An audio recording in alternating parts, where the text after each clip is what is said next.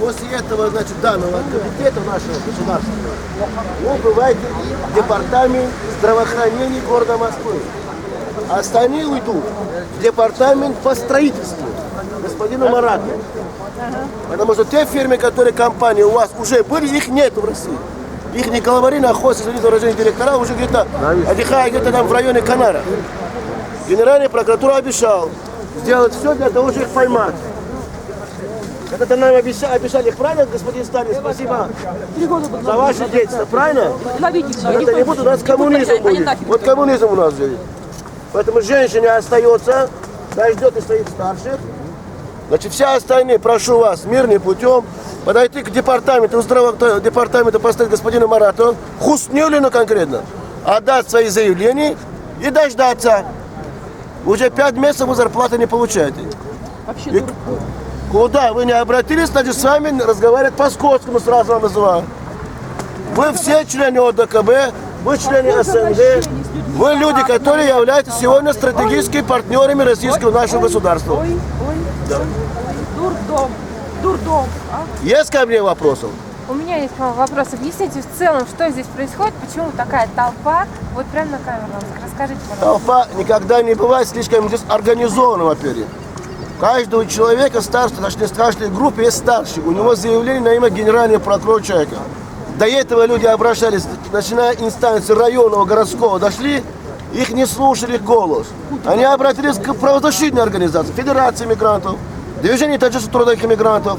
Помогите нам, что это заявление подать руководству России, чтобы господин наш президент Путин, господин мэр наш Собян услышал, куда делись наши руководители, которые нас на работу брали обманным путем.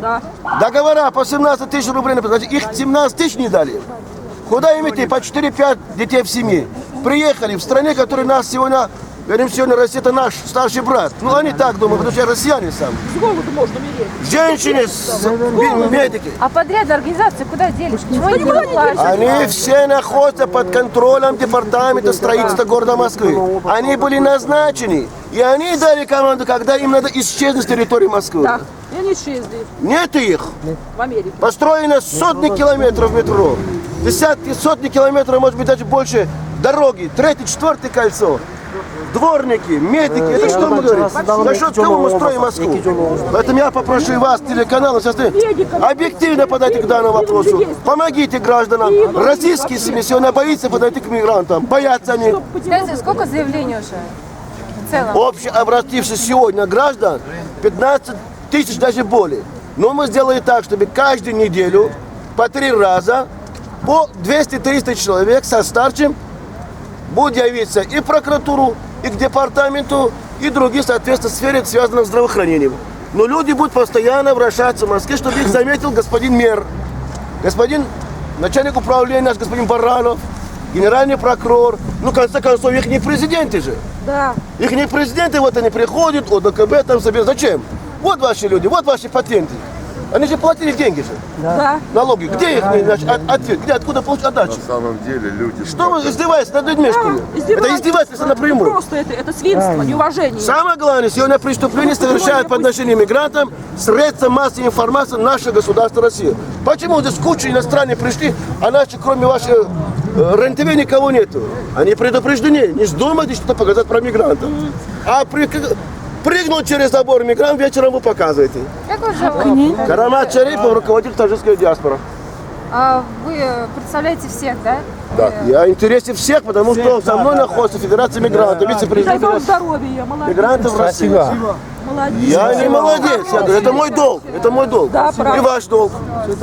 Одни нервы.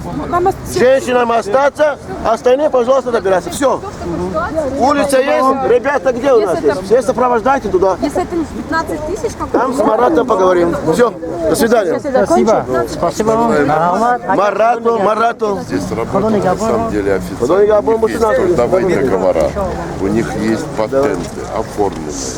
Люди работали по 5, 6, 7 месяцев. Зайди. Департамент здравоохранения. Третье транспортное кольцо. На самом деле, порядка 95 компаний, которые на декабрь. Ну зайди, отдай, скажи, я свои данные напишу. Скажи, я отпущу свой паспорт, потому что по дороге заболел. Все, да, получается, подрядных организаций. Субподрядных. То есть Там, государство сплотило субподрядную организацию? ну, по многим компаниям просто государство выполнило свои обязательства и перечислило Погромче говорите, я не слышу. вот те субподрядные организации. Все сдали. Все сдали, потихонечку идем. Все, Алай.